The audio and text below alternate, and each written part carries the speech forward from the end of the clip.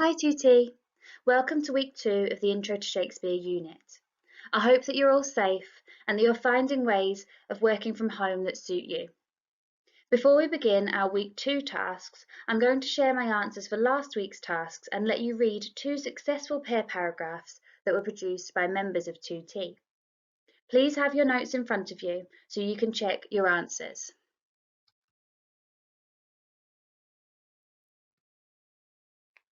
As the next few slides roll, I want you to read through each of the answers for each of the tasks.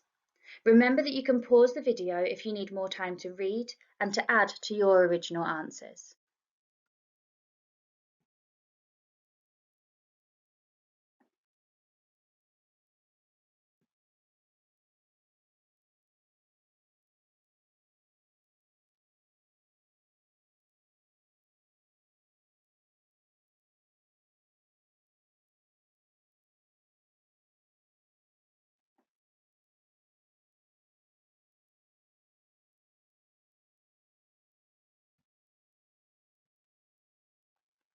Before I talk through these 2 pair paragraphs, I just want to say a massive thank you to the 2 students who produced them and sent them to me by Friday. These are fantastic efforts, especially because you are producing them on your own without very much teacher input and without having your fellow members of 2T around you to support you.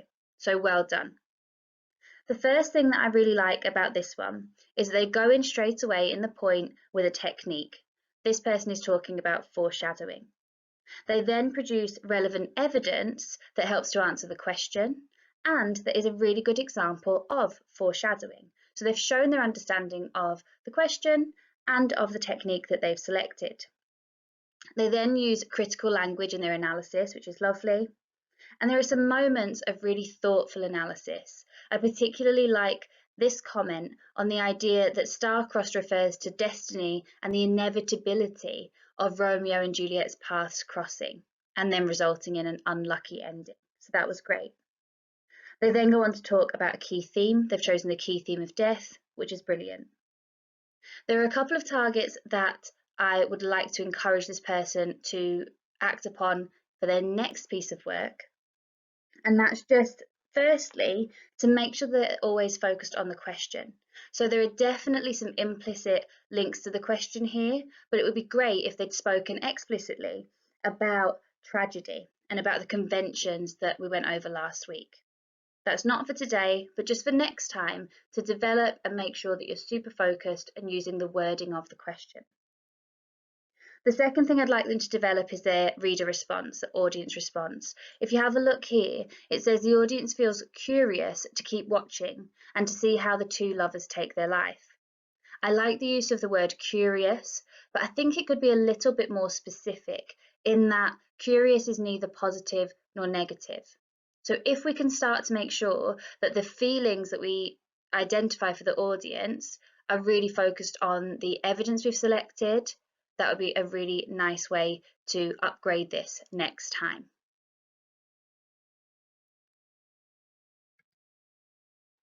Here is the second pair paragraph that was produced by a member of 2T. Again, massive thank you for sending this to me and getting it to me on time. It's a great effort, particularly because you've managed to produce this independently without much input from me or from the people around you. So just the same as I said in the last slide, really grateful for this person for sharing their work with us. The first thing they do really well is that they've mentioned a relevant technique in the point. They've chosen to focus on word choice. Then they've selected relevant evidence, speaking about the keyword fatal. They're focused on the question throughout, speaking about the key theme of tragedy in their analysis. And there is a detailed audience response. You can see how this audience response is slightly more developed than the first example we looked at. So the audience feels a sense of worry and discomfort about what's going to take place. As I said, I like the word curiosity from the first example, but it wasn't specific in terms of whether it was a negative or positive emotion. So I like that we're starting to think about worry and discomfort here. In terms of developing for next time, I'd like more explicit links to the conventions of tragedy. So within the analysis, if you could talk explicitly about the role of fate or the idea of a tragic waste, of a waste of life because of that word fatal and the connotations of death, then that would be grand. That would be a nice way to develop for next time.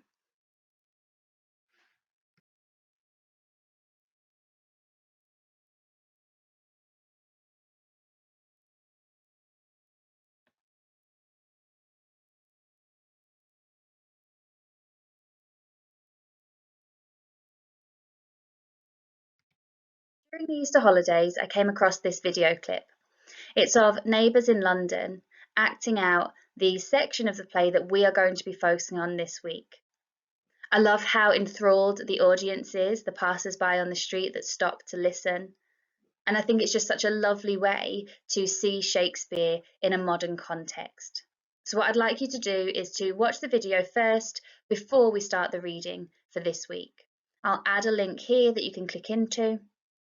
Watch it first before we start the study of the text this week.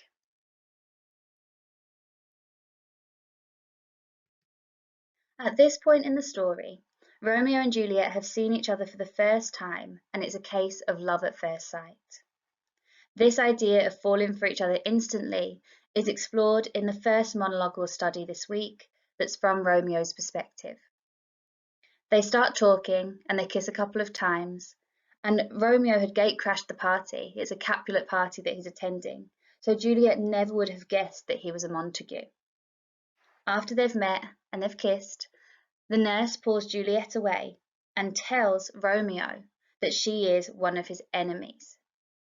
The nurse also informs Juliet of the same news, which leads to the monologue on the balcony that we will also be studying this week.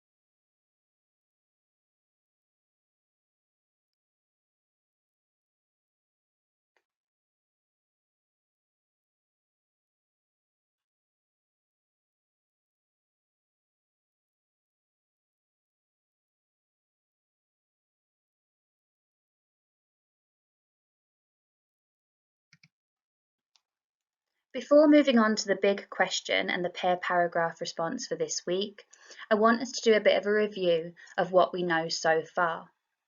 When you looked at the prologue last week, we saw that it included lots of ominous foreshadowing. Now that we've met Romeo and Juliet, I want you to try to make some links between the prologue and the lovers' first encounter. Highlight or write down the words or phrases in Romeo and Juliet's monologues that echo the warnings we first read in the prologue. If you have managed to identify the links between the prologue and the two lovers' monologues, then I'd like you at this point to start explaining the links that you've made in your own words. Alternatively, if you struggled with this task, I've provided a list to help you with it. So have a look through the 4 sentence starters that I've provided and try to explain the 2 links between the prologue and then the monologues later on in the play.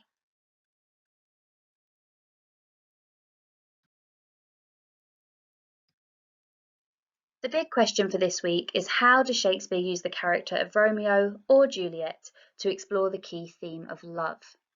That means that you pick either Romeo's monologue or Juliet's monologue to focus on when answering this question. There's a challenge at the bottom of this slide that just reminds you you could add in a sentence to your analysis to explicitly discuss the conventions of tragedy. Please remember the feedback that I went through for the 2 pair paragraphs that were sent to me this week from 2T. There's some learning there for all of us to take. And you can also look at the model paragraph that I wrote and uploaded. I'm going to put a link to it here. Once you've looked through those examples, please write your own pair paragraph focusing either on Romeo or on Juliet and email that to me.